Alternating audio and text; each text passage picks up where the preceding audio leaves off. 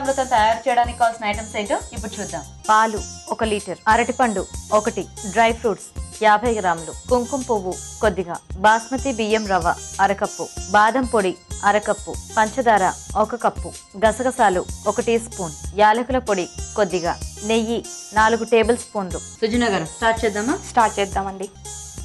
4 స్పూన్లు నెయ్యి తీసుకోవాలండి ఫస్ట్. ఇది బాస్మతి రవ్వ అండి, బియ్యంని రవ్వలాగా మరపట్టించిందండి. కొంచెం ఫ్లేవర్ కోసం బాస్మతి రైస్ అండి.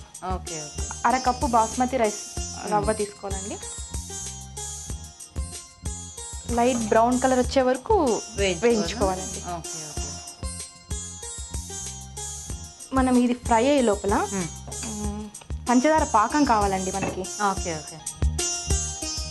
ఒక 1/2 కప్పు వాటర్ వేయండి.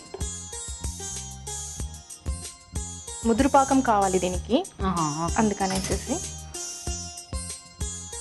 ఇప్పుడు ఈ బియ్యపు రవ్వ బ్రౌన్ కలర్ వచ్చింది కదండి, మనం దీంట్లో 1/2 కప్పు బాదం పౌడర్ అండి.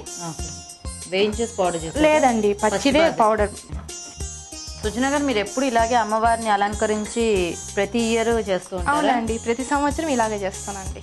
బాగుంది, కానీ చాలా అందంగా చేశారు డెకరేషన్. థ్యాంక్స్ అండి. Very good. ఇప్పుడు బ్రౌన్ కలర్కి వచ్చేసింది కదండి అంతా. ఇవి పాలండి. 1 లీటర్ పాలు తీసుకొని 1/2 లీటర్ పాలు వచ్చే వరకు మరిగించి పెట్టినవి అండి.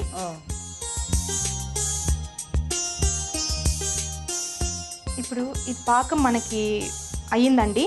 దీన్ని చల్లార్చాలండి. పాకము ఆఫ్ చేసేసండి, పక్కన పెట్టేస్తే. ఈ లోపు జీడిపప్పులు అవి కూడా వేయించేసుకుందామండి. గార్నిష్ చేసుకునేసి వేద్దామా? డ్రై ఫ్రూట్ వేస్తామండి. అరపప్పు, బాదం పప్పు, జీడిపప్పు అండి.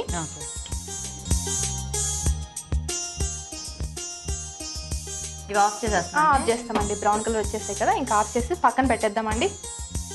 ఇప్పుడు ఇది ఉడికిపోయిందండి. అరటిపండ్లు చిన్న చిన్న స్లైసెస్గా కట్ చేసుకొని వేస్తామండి. ఇప్పుడు బాగా ఉడికిపోయిందండి, అరటిపండు అన్నీ వేసాం కదండి. ఇప్పుడు మనము చల్లార్చిన పంచదార పాకం వేయాలండి. ఇప్పుడు కొంచెము ఇలాచీ పౌడర్ అండి, కొంచెం కుంకుమ పువ్వు అండి, బాగా కలిపేయాలండి. ఓకే అండి గీత గారు, ఇంక ఇది అయిపోయిందండి. మనం డ్రై ఫ్రూట్స్ గార్నిష్ చేసుకుందామండి. చేసేయండి. ఇవి నేతితో వేయించిన గసాలండి.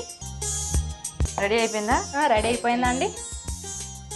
ఓకే, వేడివేడిగా క్షీరామృతం రెడీ అయిపోయిందండి.